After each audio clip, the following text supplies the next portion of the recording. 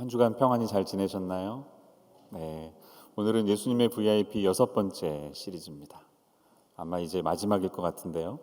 지난주에 저희는 요한복음 4장을 함께 보았죠. 우물가에 일부러 찾아오신 언유주얼한 예수님의 행동을 보았습니다. 오늘 본문에 보면 그 사건이 마치고 왕의 신하의 아들을 한번 고치는 기적이 있은 후에 예수님이 예루살렘에 올라가십니다. 오늘 본문 1절 보시면 그 후에 유대인의 명절이 되어 예수께서 예루살렘에 올라가시니라, 이렇게 올라가십니다. 왜 올라가셨을까요? 명절에는 사람들이 예루살렘에 모이는 전통이 있는데 다 올라가는 건 아니고 1년에 3번, 여러 명절 중에 3대 명절에는 순례길을 떠나듯이 사람들이 예루살렘에 모여서 이제 성전에서는 제사를 드리고 그래서 참여하는 일종의 축제가 벌어집니다. 유대인의 3제 명절은 유월절, 칠칠절, 초막절 이렇게 3번 있습니다. 본문에 등장하는 명절이 언제일지는 알 수 없습니다. 정답은 몰라요. 알 수는 없지만 좀 추측을 해보면 6월절이라면 6월절이라고 기록을 하셨을 것 같아요. 왜냐하면 요한복음에 6월절 장면이 3번 나오거든요. 근데 만약에 6월절에 올라가셨으면 6월절이라고 여기에 적지 않을 이유가 없습니다. 적지 않았고요. 7장에 가면 예수님이 초막절에 생명샘 되는 자신이 물 이야기를 하시면서 초막절에 가시는 장면이 나옵니다. 그렇게 되면 어쩌면 밸런스를 위해서는 이때는 77절이 아닐까 이렇게 추측할 수 있습니다. 77절은 오순절이라고도 하는데 첫 곡식을 거둔 후에 50일이 지난 후 요즘입니다. 요즘. 그래서 보리농사, 밀농사를 마감하면서 하나님께 기뻐하는 그런 시간입니다.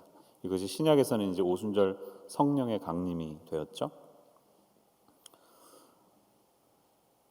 근데 어쨌든 이 명절이 언제인가가 중요한 게 아니라 가시다가 어떤 사람을 만나는 장면이 있고 오늘 이 베데스다라고 하는 연못에서 병자인 한 사람을 만나서 그를 고쳐주시는 이 이야기가 주된 내용의 스토리입니다. 그런 말 들어보셨나요? 국가가 나한테 해준 게 뭐가 있냐? 1등만 기억하는 더러운 세상. 제가 말을 이렇게 좀 곱게 해서 그렇지 원래 이 말은 10여 년 전에 개콘이라는 곳에서 박성광이라는 개그맨이 술 취한 채로 혀가 꼬부라진 채로 말했다가 유행어가 되었던 말입니다. 1등만 기억하는 더러운 세상 하면 막 이제 회중들이 웃어요. 카타르시스를 느낀 거죠. 왜 이게 유행어가 됐을까요? 그만큼 사람들은 이 개그맨의 말에 공감을 했다는 이야기죠. 우리가 살고 있는 세상이 1등만 기억하고 최고들만 대우를 받는 세상이라는 사실에 공감했기 때문에 유행어가 된 것입니다. 사실 거의 모든 분야에서 세상은 다 그렇지 않습니까? 명문 대학을 나오지 않으면 능력을 인정받지 못하고 취직하는 것도 힘이 들지만 취직을 해도 위로 올라가고 좋은 자리를 찾기가 어렵습니다. 왜? 명문 대학을 나온 사람들끼리 서로 끌어주기 때문이죠. 미국도 그렇습니다. 연줄이 다 있어요. 동문들 챙기는 게 다 있습니다. 스포츠의 세계는 더더욱 심하죠. 금메달을 딴 선수가 누구인가에만 모든 관심이 집중됩니다. 심지어는 대한민국에서 은메달을 따거나 동메달을 아쉽게 딴 선수들이 단에 올라가서 눈물을 흘리는 경우도 가끔 보았습니다. 금메달이 주목을 받는 세상이기 때문입니다. 사람들은 1등은 기억해도 2등이 누구였는지는 별로 기억에 담지 않습니다. 여러분, 에베레스트 산을 최초로 등반한 사람이 누구죠? 뉴질랜드의 에드문드 힐러리라는 사람이죠. 기억하실 거예요. 그런데 그와 함께 올랐던 네팔 사람 쉐르파가 있었습니다. 그분의 이름을 혹시 아시나요? 텐징 노르가이라는 사람이에요. 텐징 노르가이는 처음 듣는 분도 맞죠. 우리가 에드문드 힐러리만 알고 있기 때문입니다. 근데 사실은 노르가이가 아니었으면 에드문드는 거기까지 갈 수도 없었고요. 현지인이었던 그가 사실 먼저 올랐을 수도 있었지만 마지막에 기다렸다가 에드문드 보고 올라가라고 했기 때문에 그가 올라간 사람이 된 것입니다. 두 사람은 서로가 죽을 때까지 친한 친구였다고 하죠. 세상이 그렇습니다. 69년 7월 20일 날 아폴로 3호가 최초로 사람이 달에 발을 내딛는 그런 일이 일어났죠. 인류 역사상 최초였죠. 처음 땅에 발을 디딘 사람이 누구죠? 닐 암스트롱. 그 아폴로의 선장이었습니다. 그런데 그에 이어서 또 다른 사람이 발을 디뎠다는 것은 우린 기억하지 않습니다. 누구였나요? 저도 이번에 이름 처음 외우게 되었는데 착륙선을 조종했던 버즈 올드린이라는 사람이에요. 들어보셨나요? 버즈 올드린은 우리는 모르죠. 그냥 그렇다는 얘기입니다. 세상이 그렇게 흘러갑니다. 1등한 사람 처음 그 선을 끄는 사람만 주목받습니다. 그러므로 1등만 기억하는 더러운 세상이라는 유행어는 10년이 지났지만 사실 지금도 유효합니다. 세상은 은혜와 자비가 지배하는 대신에 경쟁 구도 속에서 살아가는데요. 그런 우리가 오늘 이 시간 예배드리면서 하나님의 참된 은혜와 자비를 갈망하는 마음이 있는데 우리가 오늘 말씀에서 어떤 사실을 기억을 해야 할까요? 두 가지를 보겠는데 첫째로 우리는 예수님이 함께 하시지 않는 곳은 그 어디라 하더라도 자비의 집이 될 수 없다는 사실을 기억해야 합니다. 자비의 집은 어디일까요? 오늘 본문에 등장한 2절 말씀을 보세요. 예루살렘에 있는 양문 곁에 히브리 말로 베데스다라 하는 못이 있는데 거기 행각 5이 있고 라고 말합니다.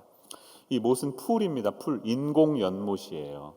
근데 성전 바로 옆에 있었고 양문이라는 곳 옆에 있었습니다. 양문은 sheep gate죠. 양들이 오고 가는.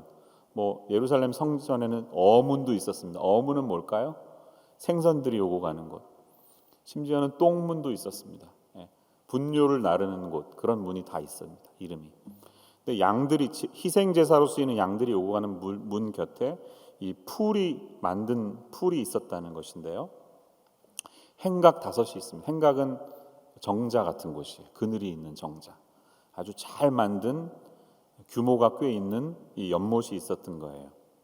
제가 그림을 좀 보여드리겠습니다. 3가지를 볼 텐데 바로 성전 옆에 여러 예수님의 기적 사건이 벌어진 그 사건 오른쪽에 보시면 지금 우리로 보면 북쪽 방향에 38년 된 병자가 있었고 거기 베데스다 연못이 있었던 것입니다.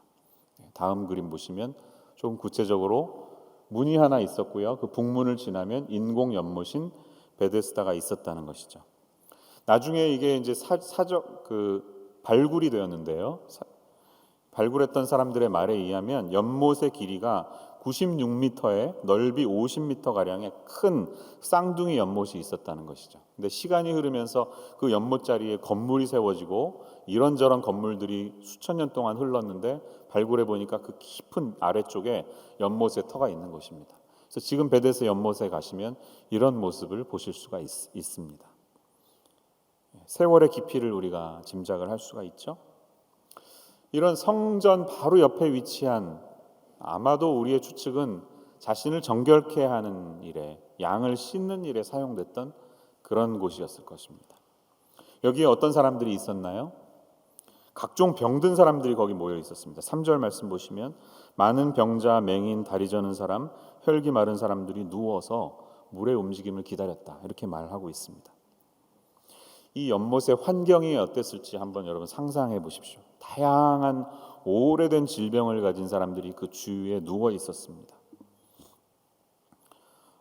봉준호 감독의 영화 기생충을 보면 그 영화에서 말하는 주된 주제 중에 하나는 냄새입니다. 냄새. 겉모습은 좋은 옷을 입으면 감출 수 있지만 냄새는 감출 수 없다. 낮은 계층의 사람들에게는 특별한 냄새가 난다. 이런 얘기하죠. 지하철만 타고 다니는 사람들은 나는 냄새가 있어. 이런 얘기를 하죠. 계층별로 아무리 감추고 싶어도 감출 수 없는 게 냄새인데 이 베데스다 연못에는 어떤 냄새가 났을까요? 여러분 한번 상상해 보십시오. 선교 가보시면 막 몇 년 동안 씻지 않은 분들을 만날 때가 있는데 한 2m 옆에 있어도 그 희한한 냄새가 막 다가옵니다. 하이 이러다가 그 냄새 때문에 막 역겨워서 그렇게 우리 미국에 사는 우리들은 힘든 그런 냄새가 있습니다. 근데 10년, 5년, 30년 된 그런 병자들이 모여 있는 그곳이 얼마나 냄새가 났을까요? 그 연못의 느낌이 전해져 오시죠? 이 연못이 갖고 있는 문제가 있었습니다. 환경의 문제. 어떤 문제가 있습니까? 하나 전설이 돌았어요. 사람들 사이에 전설이 있었는데 가끔씩 물이 흔들리는 때가 있었던 것 같습니다. 아마도 간헐천처럼 때로 물이 부글부글 끓어올랐을 것 같은데 사람들은 그것이 천사가 내려와서 흔들기 때문이라고 믿었습니다. 그리고 바로 그 순간에 제일 먼저 들어가는 사람은 어떤 병을 가지고 있든지 다 나음을 얻게 된다. 이런 신화가 만들어졌습니다. 그래서 베데스다는 신화의 장소가 되었습니다. 마치 지금도 세계 곳곳에 성모 마리아의 성상이 있는 곳에 눈물 흘리는 피가 나면 그 자리가 성지가 되잖아요. 그래서 막 너도나도 가서 만질라고 그러고 기도하고 막 병 고침을 받으려고 하지 않습니까? 그런 신화의 장소가 된 것입니다. 이들은 질병이나 자신들이 갖고 있는 한계 때문에 예루살렘 성전에 들어갈 수 없는 사람들이었습니다. 격리되어야 하는 사람들인데 들어가서 예배할 수 없는 사람들이 모이는 또 다른 인생들이 모이는 장소가 바로 그 베데스다 연못이 되었던 것입니다. 얼핏 보면 누구든지 먼저 들어가기만 하면 나음을 얻을 수 있는 공평한 장소처럼 보입니다. 하지만 사실은 제일 먼저 물이 움직이는 순간을 주목해야 하고 가장 몸을 빠르게 움직여서 그 물에 들어가야 하고 아니면 연줄을 이용해서 사람들이 나를 그 자리에 집어넣어 줄 수 있도록 능력을 가진 사람들만에게만 기회가 주어지는, 어떻게 보면 경쟁과 차별이 가장 많이 존재하는 그런 자리였다는 것입니다. 베데스다라는 이름의 뜻이 왜곡이 되어버렸습니다. 베데스다는 원래 House of Grace, House of Mercy라는 뜻이에요. 은혜의 집, 자비의 집. 베스라는 단어와 뒤에 헤세드라는 단어가 합쳐졌을 거라고 봅니다. 베스는 집이죠. 베델 그러면 하나님의 집이죠. 베들레헴이라면 떡집, 빵집이라는 뜻이죠.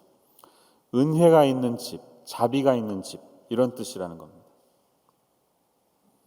그런데 한때가 오면 그 자비의 집이 다 질서가 흔들려져 버립니다. 잘 지내던 사람들이 물이 흔들리는 때가 오면 서로 먼저 자기가 그 자리에 들어가기 위해서 친구도 밀치고 사람을 밟고 넘어가야 하는 가장 비정한 장소가 된 것입니다. 이름은 은혜의 집이지만 사실은 무자비한, unmerciful한 그런 집이 바로 베데스다가 된 것입니다. 원래 종교의 의미는 욕심을 버리고 차별을 버리고 모든 사람이 형제가 되어서 사랑을 나누라고 모든 종교가 그렇게 가르치죠. 눈에 보이는 것 너머의 세계가 있으니까 그 세계를 바라보면서 잘 살아라, 이렇게 모든 종교가 가르칩니다. 그런데 베데스다는 나름의 종교적인 이유, 천사가 나타나면 기적이 나타나는 공간이 되었기 때문에 오히려 경쟁과 불평등이 나타나는 그런 공간이 되었습니다. 진정한 쉼과 안식이 사라져버린 그런 공간이 되었습니다. 여러분에게 여쭤볼게요. 2000년이 지난 지금 우리 이 땅의 교회는 어떠한 곳입니까? 하나님의 은혜와 자비가 흘러나는 그런 곳이 되었습니까? 이 교회는 예수님만이 줄 수 있는 참된 안식과 생명을 세상에 나타내야 하는 곳이 되어야 합니다. 교회는 세상이 추구하는 가치와는 다른 그 무엇이 있어야 하는 그런 곳입니다. 그러나 그 진리가 나타나지 않고 신화들만 남을 때에, 사람들이 만들어낸 신화만 남을 때에 교회는 왜곡되게 되고 변질되게 되는 것입니다. 사람들은 스스로 만들어낸 신화 속의 하나님, 신화 속의 성전, 신화와도 같은 이 간증 스토리들을 만들어내서 거짓된 위로를 나누게 됩니다. 우리 교회가 행하고 있는 모든 사역과 우리의 프로그램들이 정말 하나님의 자비가 넘치고 은혜가 흘러가는 그런 모습이 있는지 설교를 들으시는 여러분 스스로에게 한번 물어보시기를 바랍니다. 예수님의 행동을 보세요. 많은 사람들이 축제로 나갑니다. 명절이에요, 명절. 먹을 게 많고 음악이 있고 기뻐하고 모든 것이 풍족한 그 명절의 자리에 주님은 예루살렘으로 가시기 전에 아무도 주목하지 않았던 자비가 남지 않은 베데스다로 가십니다. 그리고 그 베데스다에서 심지어 38년 동안 한 번도 1등을 해본 적이 없는, 못에 한 번도 먼저 들어가 본 경력이 없는 사람 한 사람을 고쳐주십니다. 마음 같아서는 다 고쳐주셨으면 좋겠는데 그 중에 한 사람을, 우리의 레슨을 위해서 그 사람을 고쳐주십니다. 38년이라는 세월이 얼마나 긴 세월입니까? 한번 생각해 보세요. 40세 이상 되신 분들, 지금부터 38년 전은 1983년이죠.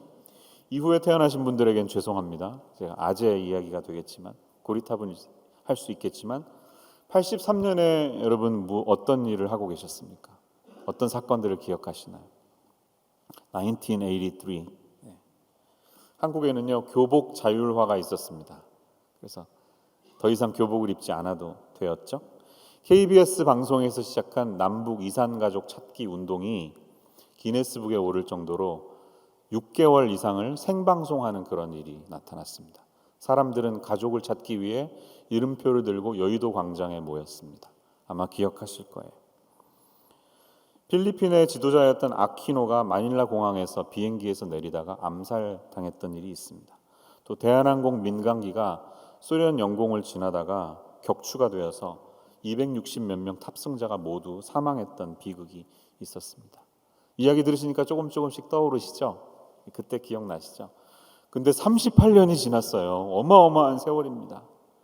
굉장히 옛날 이야기입니다. 자, 이 병자가 38년이나 되는 세월 동안 어떤 인생을 살았는지 우리는 알지 못합니다. 돈이 얼마나 많은 사람이었는지, 그래서 이 병을 고치기 위해서 가진 재산을 다 썼을 수도 있고 온갖 병원을, 의원을 찾아다니면서 모든 노력을 다 했는지 우리는 모릅니다. 모든 수단을 동원했다가 이제 마지막 지푸라기라도 붙잡는 심정으로 지금 이 베데스다 연못에 앉아 있을지도 모릅니다.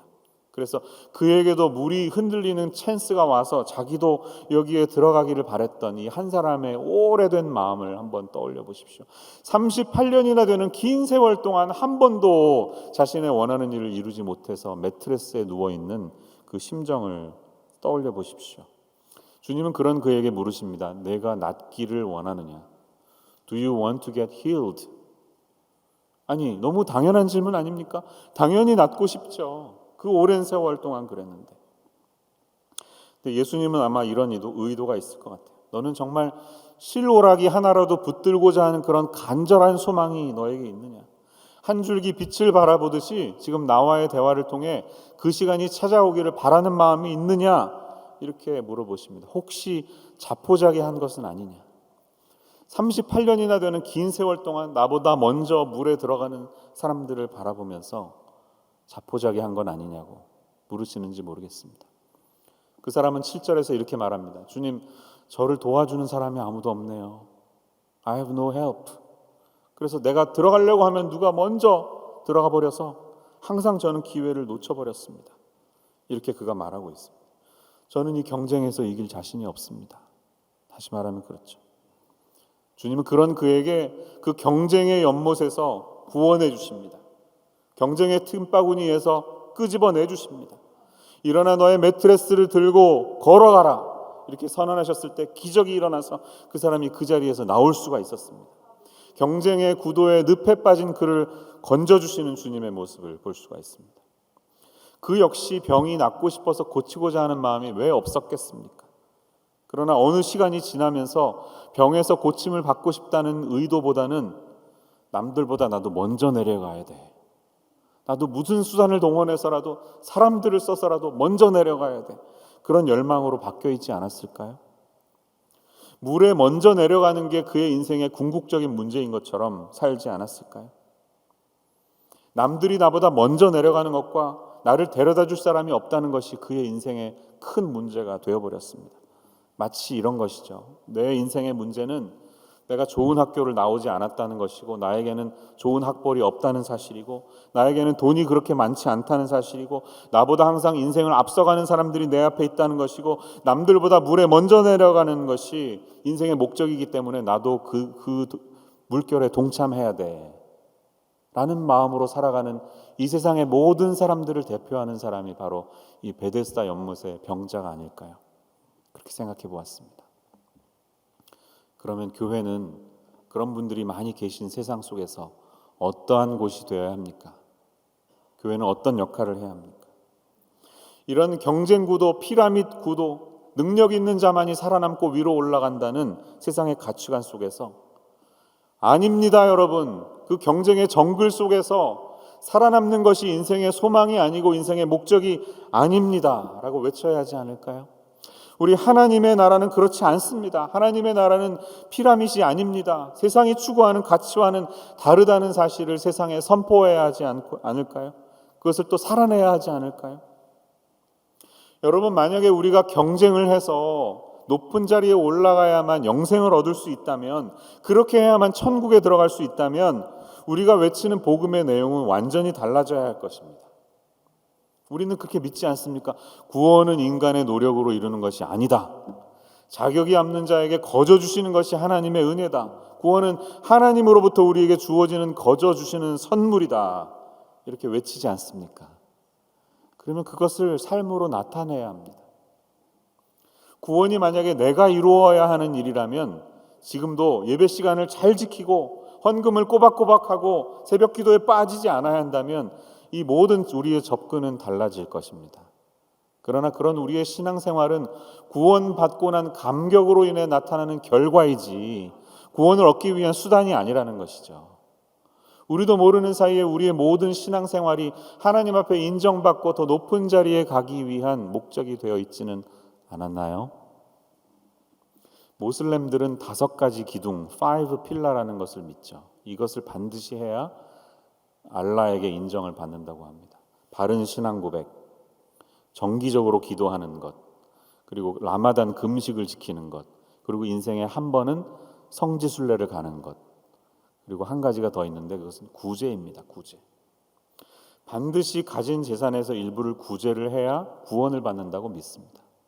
그래서 이분들은 기꺼이 하지만 사실은 감사의 마음으로, 자비의 마음으로 그 신에게 받은 은총을 나타내기 위해서 하는 것이 아니라 내가 구원받기 위해서 하는 것입니다. 우리의 구제는 그렇게 되면 안 되겠죠. 우리의 사랑은 그렇게 되면 안 되겠죠. 구원을 받았다는 감격 때문에 자연스럽게 흘러가는 것이지 그것이 구원을 위한 목적이 되어서는 안 된다는 것입니다. 만약에 구원이 경쟁과 노력으로 이루어질 수 있는 것이라면 하나님의 아들이 이 땅에 내려오실 이유가 없었습니다. 너희들끼리 알아서 각자 도생해서 도 닦고 수련해서 그렇게 선한 삶을 살아서 내게로 와라 이렇게 하시지 예수님을 우리에게 내려주실 이유가 없었습니다. 성경은 말하지 않습니까? While we are still sinners, 우리가 아직 여전히 죄인 되었을 때에 그리스도께서 우리를 위해 죽으심으로 하나님께서 우리에게 대한 자기의 사랑을 확증해 주셨느니라. 이 사실이 복음이 아닙니까? 우리가 아무 자격이 없는 사람들입니다. 하나님 보시기에 다 내가 주인 되고 내가 하나님처럼 되려고 하는 그런 반항으로 가득 찬 사람들인데 그런 우리의 모습을 우리 스스로는 해결할 수 없다는 사실을 아시기 때문에 하나님께서 대신 그 일을 하신 것 아닙니까? 그게 복음이고 그게 십자가의 구원입니다. 그러므로 교회는 이 복음의 진리를 외쳐야 합니다. 우리도 모르는 사이에 우리의 삶에 깊이 스며들어든 이 경쟁으로 인한 피라미드 구도로 인한 모든 삶의 모습들, 이 잘못된 신화를 깨뜨려야 합니다. 때로는 우리의 신앙 간증에는 그런 신화적인 모습이 없는지 한번 돌이켜보세요. 여러분, 내가 힘들었지만 하나님 붙들고 이렇게 했더니 나는 1등이 되었습니다. 여러분도 이렇게 하시면 돼요. 힘들지만 바치시면 더 좋은 것으로 채워주세요. 이런 신화적인 간증의 스토리가 얼마나 많습니까? 그러나 그것은 일반화할 수 없습니다. 특별한 사람들에게 주신 특별한 기회이지 모든 사람들이 그렇게 살아야 한다는 것은 아닙니다. 어쩌면 저는 아름다운 간증은요, 내가 이렇게 했더니 업계 1위가 되었다, 최고 대학에 들어갔다 이런 간증보다는 예수 그리스도 안에서 하나님 말씀을 따라 살려고 했더니 너무 힘이 들더라. 핍박도 많고 고생하는 일도 많지만 지금도 여전히 가시밭길이지만 예수님이 함께 하시니까 행복하다. 내가 예수 안에서 여전히 고생하고 있지만 그것으로 만족한다. 이런 것이 우리의 간증이 되어야 하는 줄로 믿습니다. 간증은 그런 것입니다. 예수님께서 말씀하십니다. 믿는 자들에게는 고난이 따른다고 했습니다. 고난을 피해가고 영광의 자리에 가는 것이 신앙의 목표가 아니라는 것이죠. 예수님이 십자가를 짊어지셨듯이 우리의 신앙에도 십자가를 짊어지고 살아가면 최후의 순간에 면류관을 주신다는 것이 우리의 신앙이 되어야 하는 줄로 믿습니다. 그러므로 우리가 이 세상에 나타내야 하는 것은 하나님 나라를 시민으로 사는 사람들은 기꺼이 이 고난의 십자가를 고난을 짊어지고 걸어갑니다. 예수님이 자격이 없는 저를 구원해 주셨기 때문에 저와 당신이 아무 상관이 없지만 저는 당신에게 이 하나님의 자비를 전하겠습니다. 하나님의 사랑을 증거하겠습니다. 이것이 우리의 고백이 되어야 합니다. 그것이 우리를 구원의 길로 이끌기 때문이 아니라 나를 구원하여 주신 하나님의 사랑이 너무 크기 때문에, 그 감격이 놀랍기 때문에 나도 당신에게 그 사랑을 흘려보냅니다. 이렇게 대안적인 삶을 살아가는 믿음의 사람들이 되어야 하는 줄로 믿습니다. 여러분, 오늘 예수님 안에서 예배하시는 여러분에게 이 하나님의 자비를 다시 한번 새롭게 깨달으시고 흘려보내겠다는 결심이 나타나는 이 아침 되시기를 축원합니다. 두 번째로 살펴볼 사실은요, 우리가 두 번째는 예수님 안에는 율법의 원리가 아니라 은혜의 원리가 작동하고 있음을 깨달아야 합니다. 은혜가 사라지면 율법주의가 돼요. 율법주의는 무섭습니다.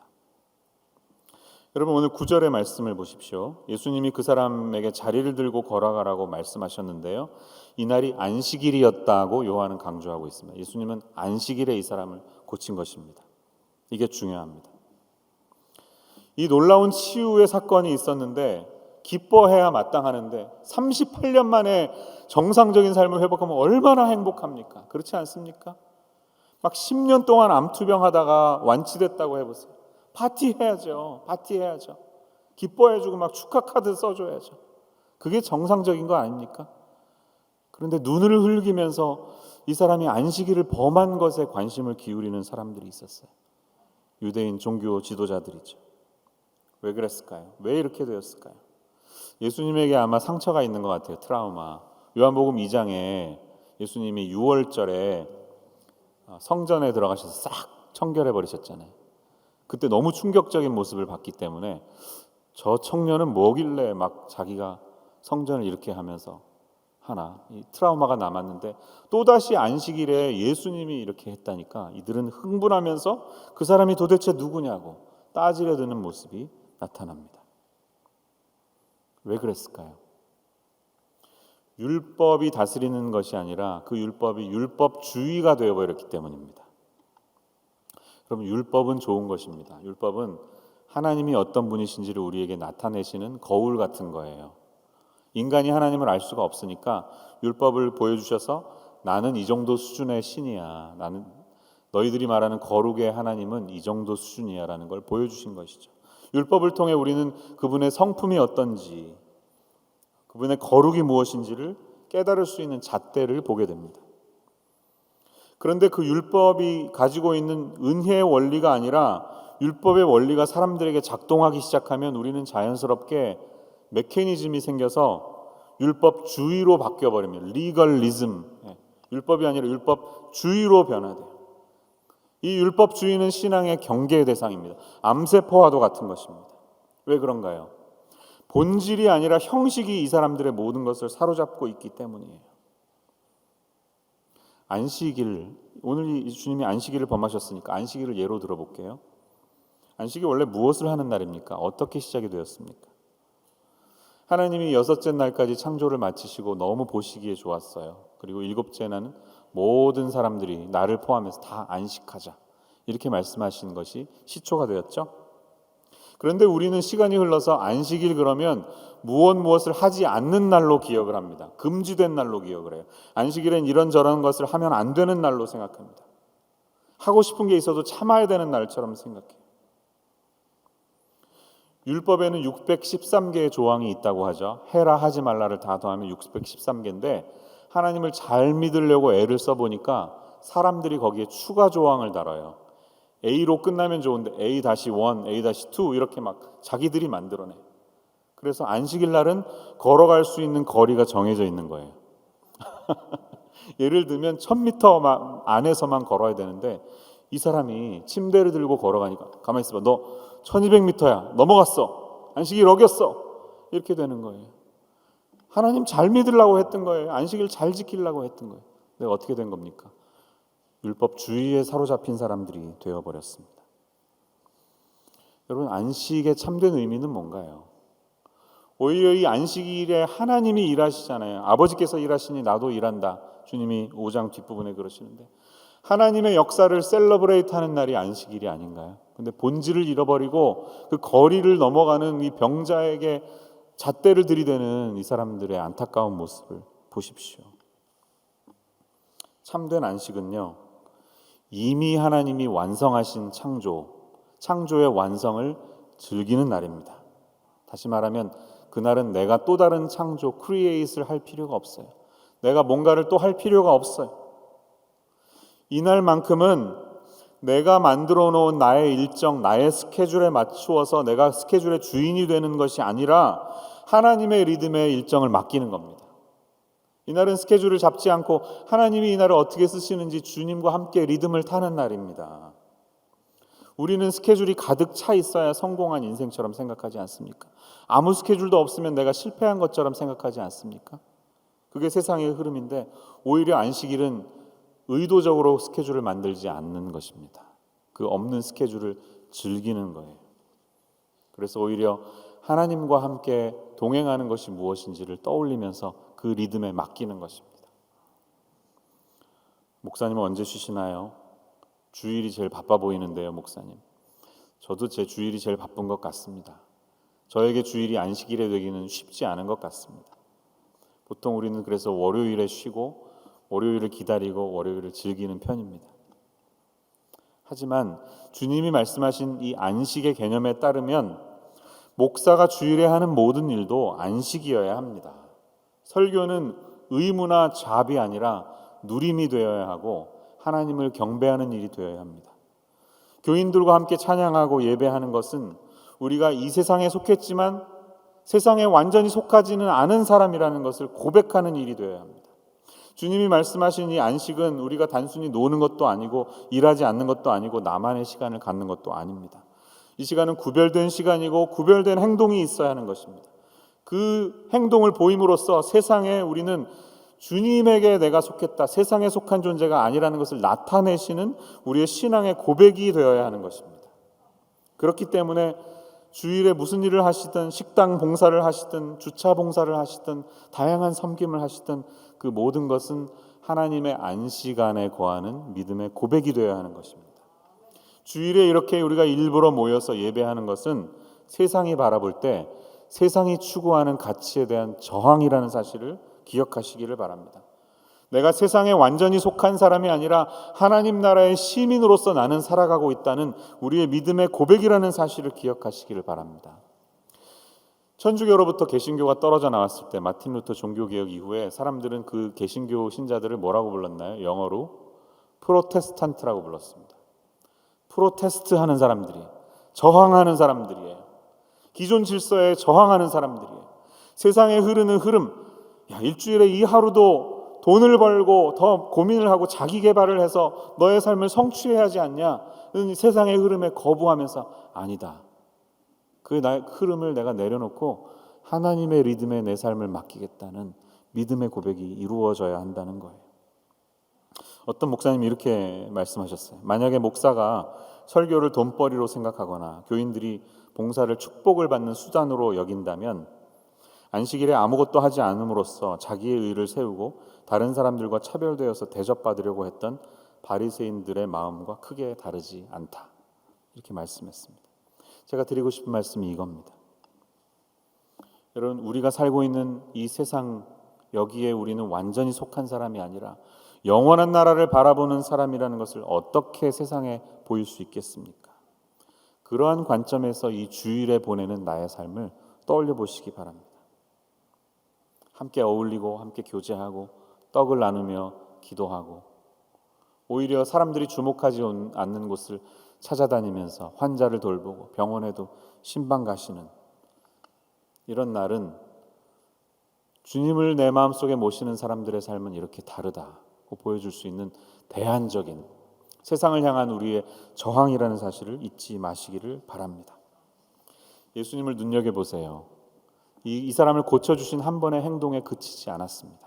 14절로 가면 다시 이 사람을 만나십니다. 그 후에 예수께서 성전에서 그 사람을 만나 이르시되 보라 내가 나았으니 더 심한 것이 생기지 않게 다시는 죄를 범하지 말라 하시니 라고 말합니다.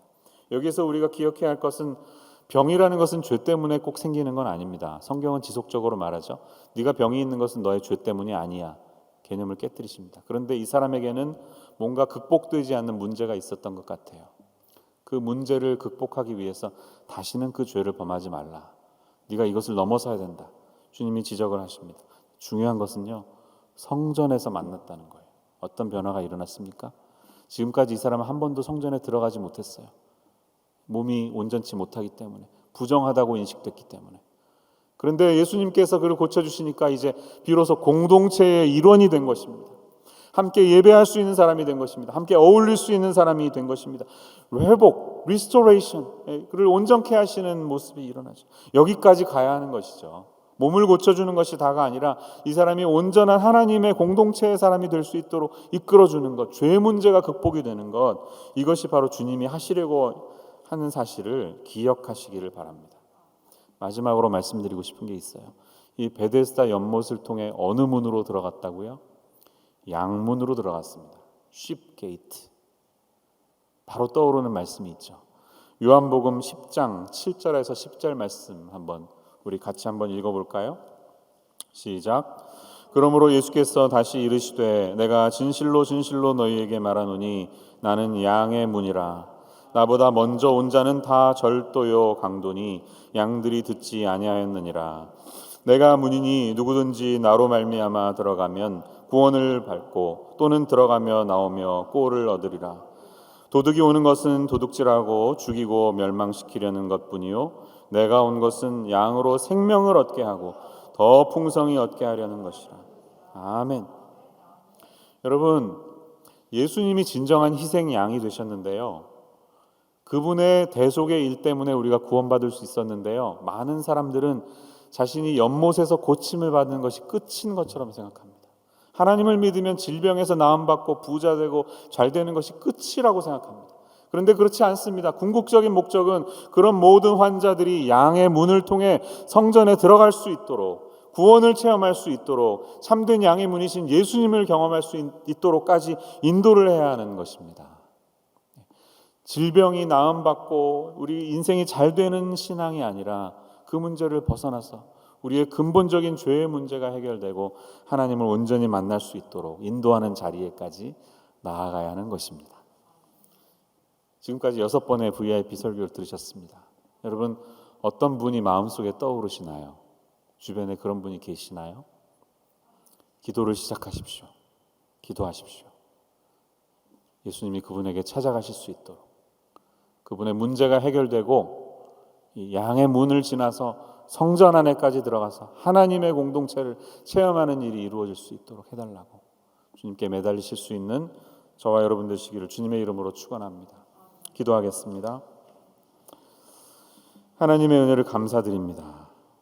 양의 문이신 예수님이 아니면 저희가 어떻게 하나님께 나아갈 수 있었겠습니까?